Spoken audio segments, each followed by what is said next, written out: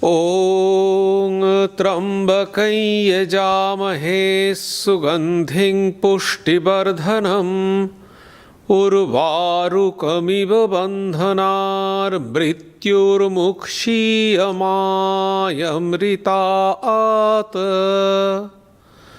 ॐ त्र्यम्बकं यजामहे सुगन्धिं पुष्टिवर्धनम् उर्वारुकमिव बन्धनान्मृत्युर्मुक्षीयमामृतात्। ॐ त्र्यम्बकं यजामहे सुगन्धिं पुष्टिवर्धनम् उर्वारुकमिव बन्धनान्मृत्युर्मुक्षीयमामृतात्।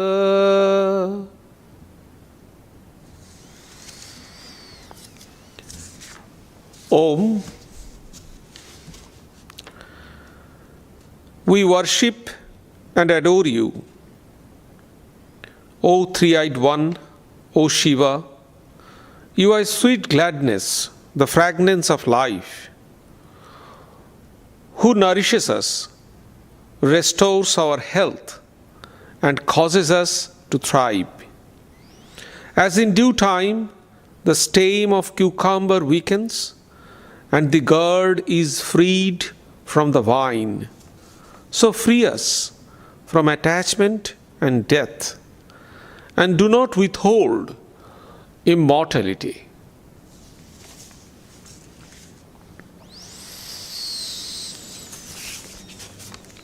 Om Bang me manasi pratisthita mano me vachi pratishthitam avirāvirmayedhi vedasya ma'anesthaha anenādhite nahoratran sandadhami ritam vadishyami satyam vadishyami tanmāmavatu tadbhaktāramavatu avatu mam avatu bhaktāram avatu bhaktāram. Om Shanti Shanti Shanti. Harihi Om. Om. May my speech be accorded with the mind.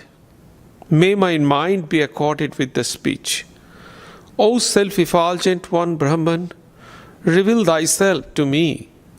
May you both, speech and mind, be the carriers of the highest truth to me. May not all that I have heard depart from me.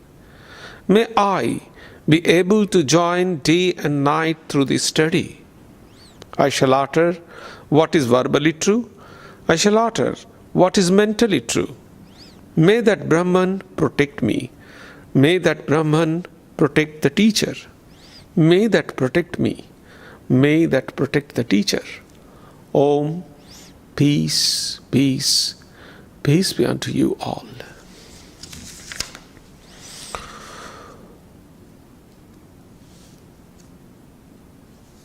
Om Do Shantir Antariksham Shanti Prithvi Shantir Apas Shantir Oshadhaya Shantihi Vanaspataya Shantir Vishve Deva Shantir Brahma Shanti Sarvam Shantir Shantir Eva Shanti Sama Shantiredhi. Om Shanti Shanti Shanti. Om. May peace expand in the celestial realm and throughout space. May peace spread over the entire earth and pervade the waters. May peace glow in all herbs and vegetation. May there be peace for all the deities and gods. May there be peace in Brahman, the Absolute. May there be peace everywhere and always. Peace and nothing but peace. May peace grow within us. Om, peace, peace. Peace be unto you all. Om Sarvesham Swastir Bhavatu Swarvesham Shantir Bhavatu Swarvesham Purnam Bhavatu Swarvesham Mangalam Bhavatu. Om Shanti Shanti Shanti.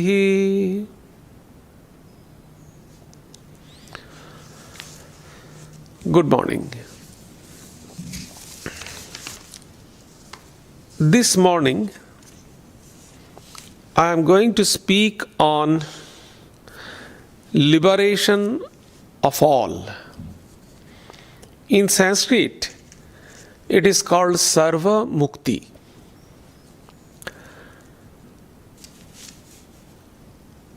When we do some work, we must have an objective. Without an objective, we cannot work. The impetus, the inspiration behind our every work is to achieve some goal, and that is the objective. Some people want to earn money, wealth. Some people want to be beautiful. Some people want some other things. But in each of our motivation, there must be an objective. What should be our objective? Wealth, name and fame, beauty. So, religions of the world, they don't like this kind of objective or this kind of goal to be achieved. They suggest the liberation or salvation or mukti or moksha would be the goal of each individual. When we take up any work, we should think that whether that work is adding some footage towards my way to liberation.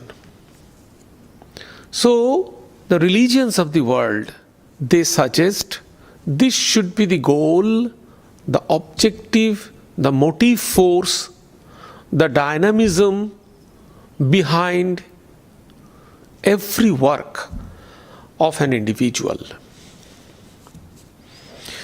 Liberation or mukti or moksha or salvation means getting out of this vicious circle of birth and death. It is according to Hinduism. According to other religions, it may be going to heaven and live there eternally, or live with God and goddesses and enjoy with them. So there are different concepts of liberation. I will try to explain this morning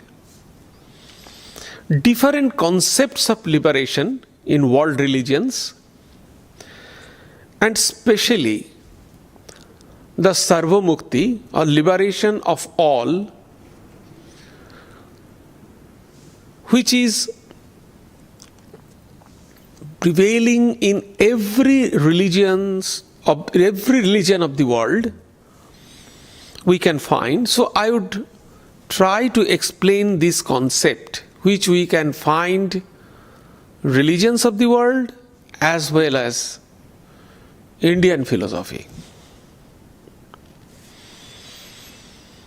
According to Indian philosophy, there are 5 types of mukti or liberation.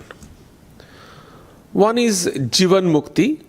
Jeevan Mukti means in life, when you are in life, alive,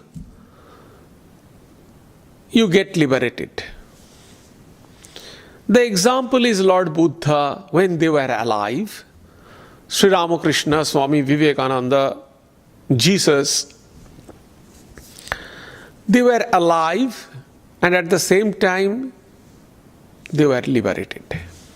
This is called Jeevan Mukti. Second is Videha Mukti. Videha means without body. They are liberated, but they did not have any human form, human body. Generally, the devotional school of Vedanta, and more specifically the Vaishnavism, they accept this kind of mukti. Actually, in devotional philosophy or devotional path of religion, there is no mukti, no liberation. So they try to stay with God in different ways. So there are 5 types of this kind of Videha Mukti. It is called Videha Mukti. You don't have the form, this human body, but definitely you have the form, and you will enjoy the presence of God and goddesses. So this type of Videha Mukti is 5 types. One is Salokya. Salokya means you are living at the same loka, at the same place where God and goddesses live. Then Samipya. Samipya means proximity, very close. You are living very closely with God and goddesses. In the next seat, you are sitting at the next seat, you always move along with them. So it is Samipya, so very close proximity. Then Sarupya, so you will become the same form as God and goddesses. So maybe with the same kind of beauty and form, they change into that form. Some people love that. So like that, Sarupya, Rupa, same Rupa, the form. Then Sayujya, complete identity with God and goddesses. And lastly, Shashti, live inside the aura of God, means live the luxurious life as the God lives. So that is called Shashti. So these are the 5 types of liberation or kind of liberation, because devotional school, they don't accept liberation. So the association of God they like, and this is called Videha Mukti. Then there is Kromo Mukti. Gradually some people get the liberation. So these people are yogis and aspirants, very, by chance they missed the liberation. So what will happen for them? The whole life they practiced austerities and very elevated, but somehow or other at the last moment they missed to attain the goal. So what happens with them? For them it is called Kromo Mukti. Gradually they will liberate. So they will stay after this kind of half liberation. They will stay with Hiranyagarbha. So Hiranyagarbha is the cosmic person. This world, this is Vedanta concept, this world is there, but this world is material world. But Brahman, we do not know what is Brahman. So gradually from Brahman to this material world, in between this process, when at that juncture, at that point, when the subtle things becomes immanent. So that point is called Hiranyagarbha. Hiranya means golden, Garbha means the embryo or the egg. So from egg we see the hen or duck or something. So exactly, so the material things is coming into the immanent. Egg is a different state. So this juncture is called Hiranyagarbha, from where this universe comes into existence. So this is called Hiranyagarbha. Though these people, they stay at Hiranyagarbha, and when there is the pralaya, great dissolution, when Hiranyagarbha also dissolute, at that time they get liberation. So they will wait there. So gradual liberation. That is why it is called Krama Mukti. Then there is Sadhya Mukti. Sadhya Mukti is direct liberation. Direct liberation means, yes, a yogi or an aspirant, they do their spiritual practice and they get liberated. They realize Brahman and they get liberated. This is called Sadhya Mukti. And last is Sarva Mukti, liberation of all. That is what I am actually going to explain before you. This Sarva Mukti. So liberation of all, of the entire human race. Liberation of all is an essential condition for the liberation of individual. So whole human race is liberated. If the whole human race is not liberated, an individual cannot be liberated. That is the concept of Sarva Mukti. An individual, by his or her spiritual practice or realization of Brahman, they cannot be liberated.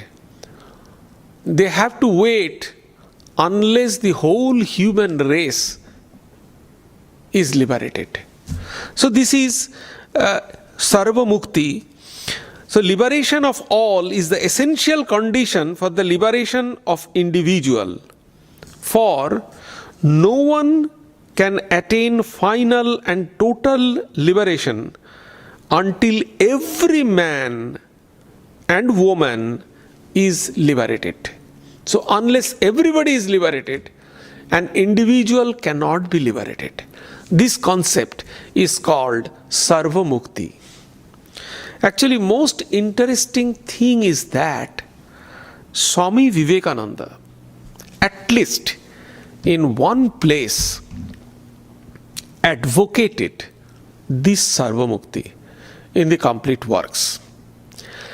And we find his many clarion calls, especially for India, aimed at Sarva Mukti. Let us see how Swami Vivekananda explained it. Because Swami Vivekananda was out and out a spiritual personality. Whatever he said, whatever he explained, whatever he thought, everything has some kind of connection with the scripture and has some philosophy. He never uttered a single word out of his own mind. Let us see how this Sarva Mukti Swami Vivekananda propagated, and based on the philosophy of Sarva Mukti, Swami Vivekananda gave his clarion call. In the course of conversation with his disciple Sharat Chandra Chakraborty, Swamiji once stated, What is good of that spiritual practice or realization which does not benefit others, do not conduce to the well-being of people sunk in ignorance and delusion, does not help in rescuing them from the clutches of lust and wealth? Do you think so long as one jiva endures in bondage, you will have any liberation? So long as he is not liberated, it may take several lifetimes, you will have to be born and help him to make him realize Brahman. Every jiva is a part of yourself, which is the rationale of all work for others.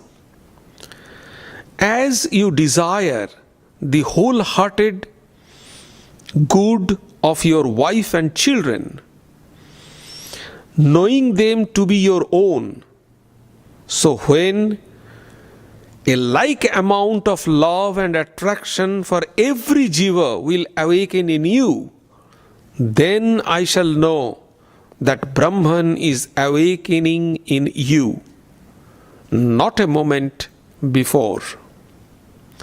Actually, Swami Vivekananda's karma theory is also based on this Sarva Mukti philosophy. Let us see.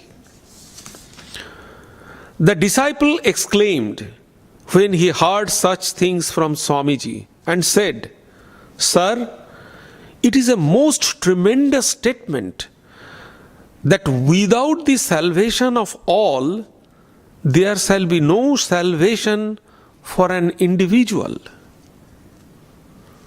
Swamiji then said, "There is a class of Vedantists who hold such a view. They say that individual liberation is not the real and perfect form of liberation, but universal liberation and collective liberation is true mukti, true salvation. Of course, both merits and defects can be pointed out in that view." We can easily understand that Swamiji here referred Sarva Mukti or liberation of all. We know that Swamiji's call to the youth of India, or his invite to participate in Karma Yoga, or his teachings of service to man is service to God, is all based on the Sarva Mukti. Inspiration behind all these exhortation was Sarva Mukti or liberation of all. For him, salvation and service were inseparably interconnected. We know Swami Vivekananda respected Lord Buddha, and especially the Bodhisattva concept of Lord Buddha. Actually, only Mahayana school of Buddhism, they follow the concept of Bodhisattva. And the Theravada or Hinayana school, they follow the concept of Arhan. So these are two different concepts. Swami Vivekananda appreciated and accepted the Bodhisattva concept of Lord Buddha of Mahayana. So Bodhisattva is he who can renounce the supreme peace of nirvana in order to help others to attain it. Bodhisattva strives to secure for others not only nirvana but also material welfare. So for others, Bodhisattva was ready to sacrifice his own life, not only life, anything else, even his own liberation also. So this is connected with Sarva Mukti. Because in Sarva Mukti, I shall explain that everybody has to work for others. Then again, we find many remarks of Swamiji which recognized the spirit of Sarva Mukti or liberation of all and the ideal of Bodhisattva. I quote, "Will such a day come when this life will go for the sake of others' good? The world is not a child's play, and great men are those who build highways for others with their heart's blood. This has been taking place through eternity, that one builds a bridge by laying down his own body, and thousands of others cross the river through its help. Be it so, be it so." Unquote. Again, he says, "It may be that I shall find it good to get outside of my body, to cast it off like a disused garment, but I will not cease to work. I will inspire men and women everywhere until the world shall know that it is one with God." See the concept of Sarva Mukti. He is helping others even by sacrificing his own salvation.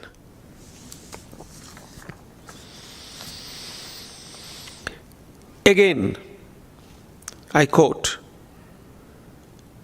"And may I be born again and again and suffer thousands of miseries, so that I may worship the only God that exists, the only God that I believe in, the sum total of all souls.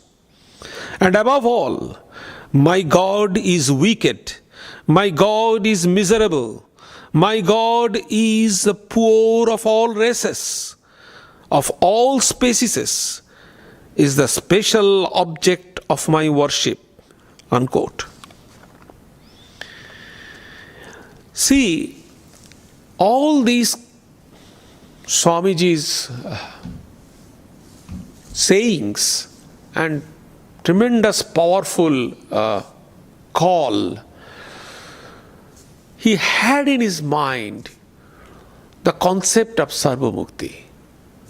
Let us see how it can be connected with Sarva Mukti concept. And let us see what is the concept of Sarva Mukti of world religions.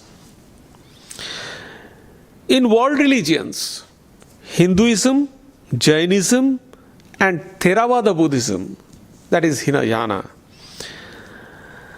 and Sankhya and Yoga, they don't accept Sarva Mukti or liberation of all. They accept individual Mukti. So individual will practice the austerities and spiritual practices, and they will be liberated. So these people accept that. But the Mahayana Buddhism, they accept this Sarva Mukti by identifying it with Bodhisattva concept. In Judeo-Christian and Islam, we find the concept of group liberation. According to them, only the chosen group, that means them, the Christian, the Islam. So these people, only these group can be liberated and can get salvation, no other people. But the Protestant, they believe in individual liberation. They don't accept this group liberation, that yes, one day we will be liberated. All will be liberated. In the doomsday, all will be liberated. So that group liberation concept is not there in Protestant. According to them, everything is predestined. everything is ordained by God, and according to that, everything happens. Interestingly, this concept of preordination of God has been believed by the Bhakti school of Vedanta, the Dvaita school, which was propagated by Madhva. So Madhva school of Dvaitism or devotion school, they follow this preordination like Protestant.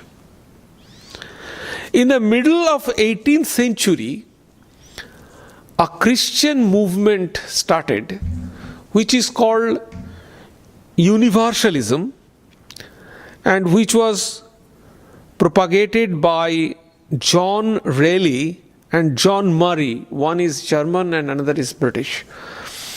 So they said that every man and woman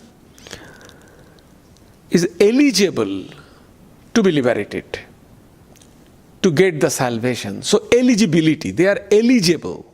So this kind of movement is called universalism, which is not Catholic or Protestant movement.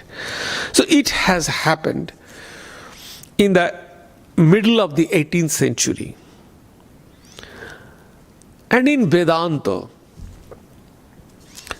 there was a person who probably lived 2 centuries before Shankaracharya, whose name was Bhatri Prapancha. So this Bhatri Prapancha was the first one who advocated this concept of Sarva Mukti in Vedanta.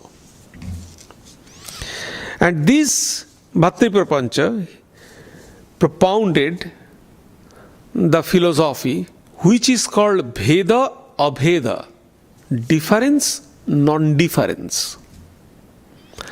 According to him, Brahman is the sole reality, but consists of variety of beings. Only one thing is there and consists of variety beings. He gave the example of tree. As for example, the tree. The tree is one entity, but the branches, leaves, roots, these are also tree, but different entities, different beings of that one single tree. So if the tree dies, it means root will die, leaves will die, stump will die, branches will die, everything will die. So when one thing happens, although they are the different parts of the same tree, but when it dies, everything dies. So exactly on the basis of this fallacy, this Bhatri Prapancha established his philosophy that there is one soul, but it functions through many centers. So exactly that tree, branches, etc., etc., only one soul. So the philosophy also says that liberation is not unrelated with worldly activities. So karma and jnana. So if there is jnana, it is connected with karma, and the whole thing is dharma, under dharma.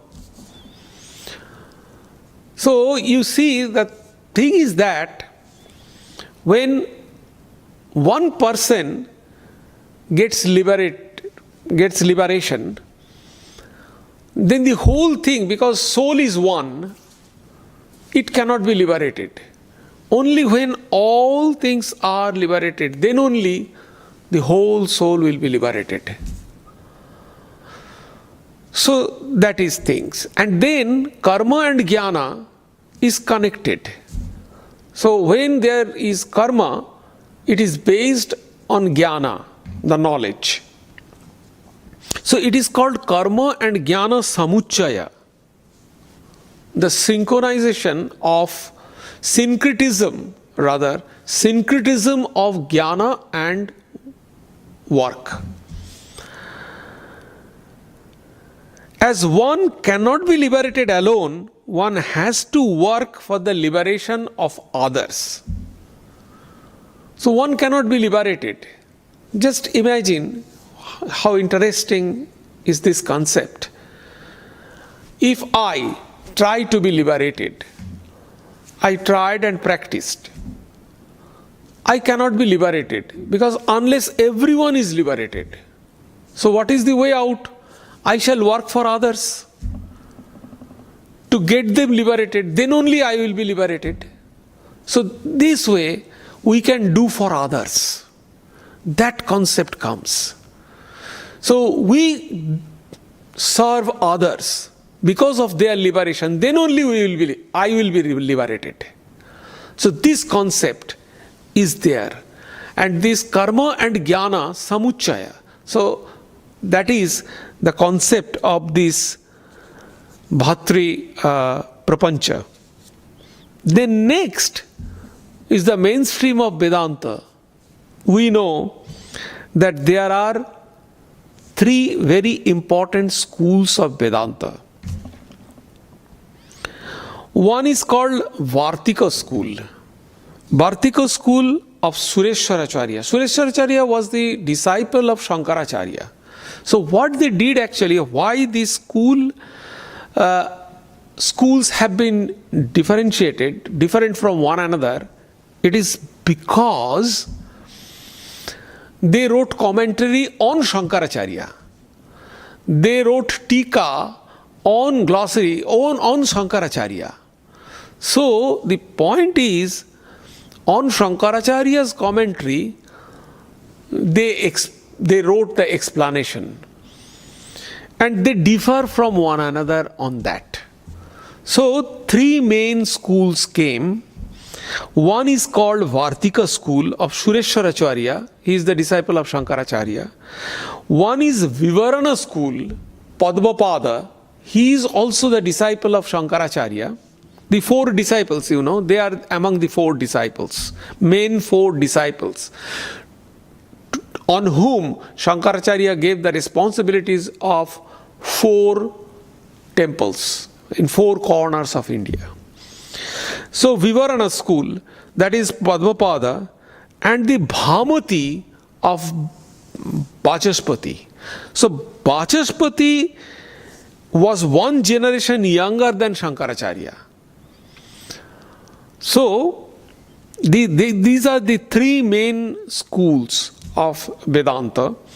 One is Vartika of Sureshwaracharya, then the Vivarana of Padmapada, and then Bhamati of Vachaspati. Among these 3 schools, only Vivarana schools of Padmapada accepts the Sarva Mukti. Other schools, they do not accept that. According to this school, this Vivarana school of Padmapada, Ajnana is one. But jivas are many owing to multiplicity of minds. So Saguna Brahman, exactly what Swamiji said before we heard it. Saguna Brahman is sum total of individual souls. That is Saguna Brahman. One will never become perfect unless the whole system becomes perfect. So there is only one soul, Saguna Brahman. Let me consider that I get purified. I am totally purified. I cannot get the liberation. Because unless the whole soul, there is only one soul, whole soul will be purified. So to purify the one soul, everyone should be purified. So that's why in our day-to-day life, if 3 people works, okay, they are doing some job, and there is no anything, taking the example, they are moving some gravels from one place to another place. There is a huge bump of gravels, and 3 people are moving these gravels.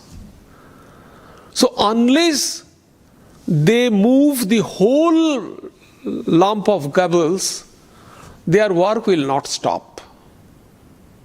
So if a person, individual person, he said that, okay, I did my part of that. There is no part, The whole gravels has to be transferred, has to be moved. So that's why there is no any work division in such condition. If among these 3 persons, one is little bit, slow or little bit weak, the other 2 will help him to get all the gravels shifted. So this is the concept of Sarva Mukti. That is why people help to other. The concept of service comes from there. Service for others. And Swamiji, he said that.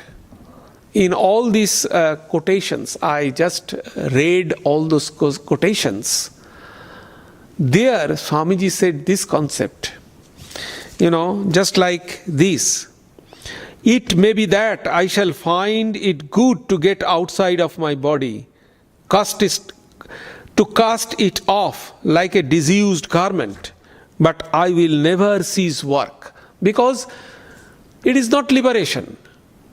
So what happened, this Padmapada said in Vivarana school, it is what they will do if an individual be liberated, he will stay with Saguna Brahman. And this state is called Sarva Bhavapatti. So he will stay with this Saguna Brahman, and then when everybody is liberated, then this Saguna Brahman transferred automatically in Nirguna Brahman, and that is the real liberation. So, in Sarva Mukti, this individual Mukti is a step, and on that, Swami Vivekananda actually, he said all of this kind of thing, and he said, that only when, he said to his disciple there, every jiva is a part of yourself, which is the rationale of all work for others. Just see, here Swami Vivekananda said, why should we do good to others? Because if others are not liberated, I cannot be liberated. So that's the point. So we should do work for others. That's why. Because my individual work, there is no value. So we should work for others. As you desire the wholehearted good of your wife and children, knowing them be your own, so when a like amount of love and attraction for every jiva will awaken in you, then I shall know that Brahman is awakened in you, not a moment before. See, so this Swami Vivekananda advocated Sarva Mukti in this way.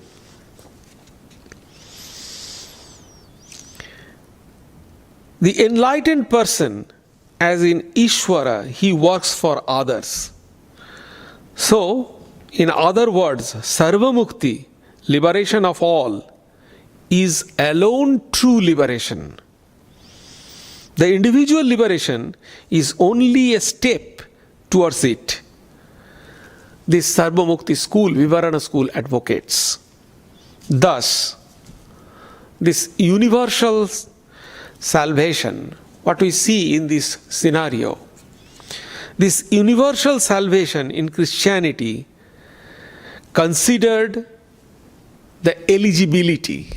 This Sarva Mukti is the eligibility of everyone, has that eligibility to get universal salvation. Then in Buddhism, especially the Mahayana Buddhism, we know in Bodhisattva concept, Mahayana Buddhism, it is possibility. This Bodhisattva is the possibility. If you can attain, then in the state of Bodhisattva, you will work for others. That is the possibility. And in Vedanta, it is inevitability. So in Vedanta, it must, because otherwise there is no way. Like in Vivarana school or in the Bhatri Prapanchaka, according to their view, the Ajnana will not be removed. The soul will not be liberated. Everyone cannot be liberated. And on the basis of that, one works. So this is the concept of Sarva Mukti, what Swami Vivekananda actually advocated in a very subtler way.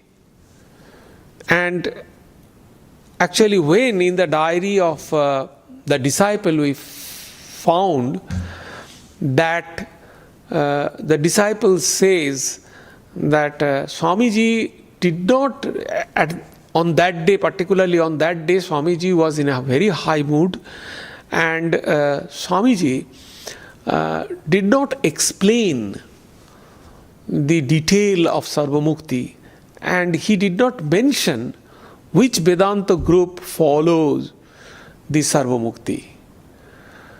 So, but we can understand afterwards that yes, these schools of Vedanta, they follow the concept of Sarva Mukti.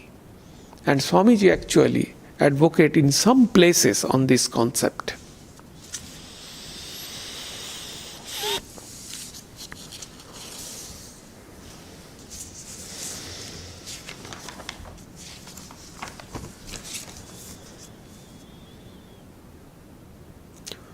Om Sarve Bhavantu Sukhinah Sarve Santu Niramaya Sarve Bhadrani Pashyantu Ma Kaschid Dukkham Apnuvat Sarvastarotu Durghani Sarvo Bhadrani Pashyatu Sarva Sadbuddhimapnotu Sarva Sarvatra Nandatu Durjana Sajjano Bhuyat Sajjana Shantimapnuat Shantamucchettya Bandhebhyo Muktaschanyan Vimochayet.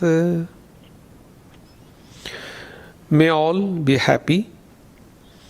May all enjoy good health. May all see happy events. May all be freed from miseries. May all be freed from dangers. May all realize what is good. May all be actuated by noble thoughts. May all rejoice everywhere. May the wicked become virtuous. May the virtuous attain tranquility. May the tranquil be free from bondages. May the freed make others free. May the Supreme Spirit, the presiding deity of all sacred activities, be satisfied. For he being pleased, the whole universe feels satisfied. Peace, peace, peace be unto you all.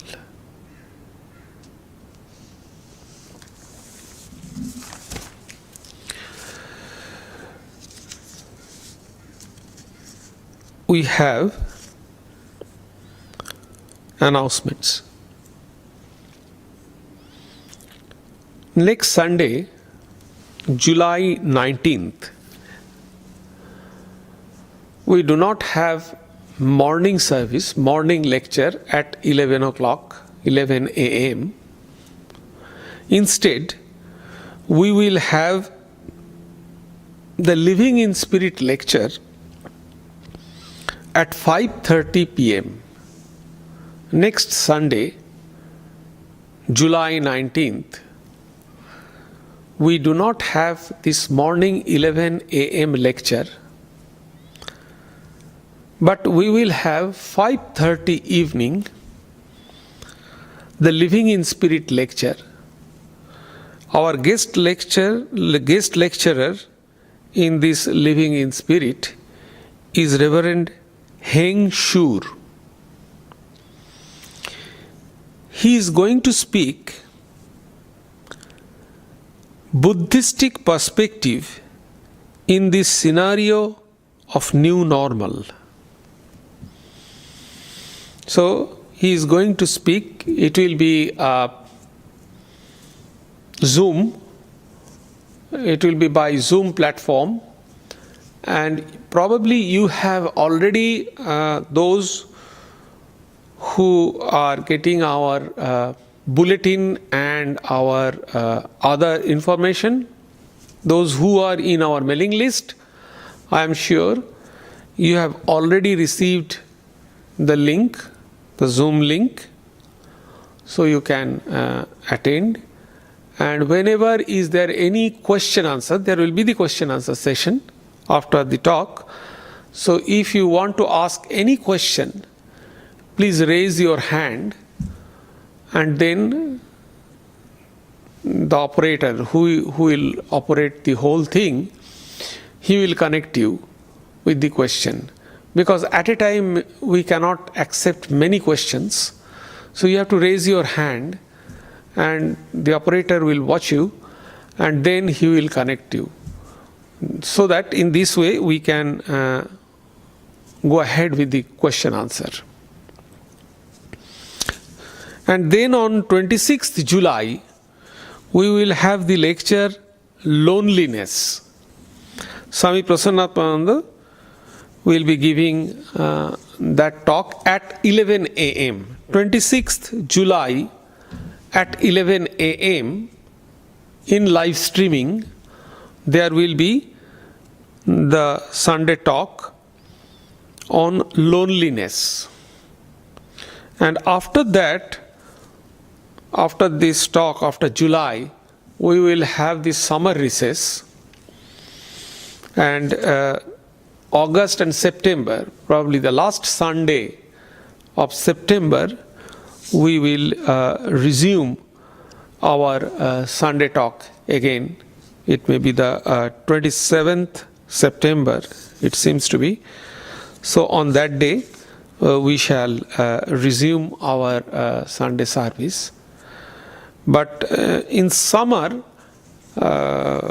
you will get some notification probably. If there will be any special class, you will get a separate notification for that. Okay, thank you. Take care.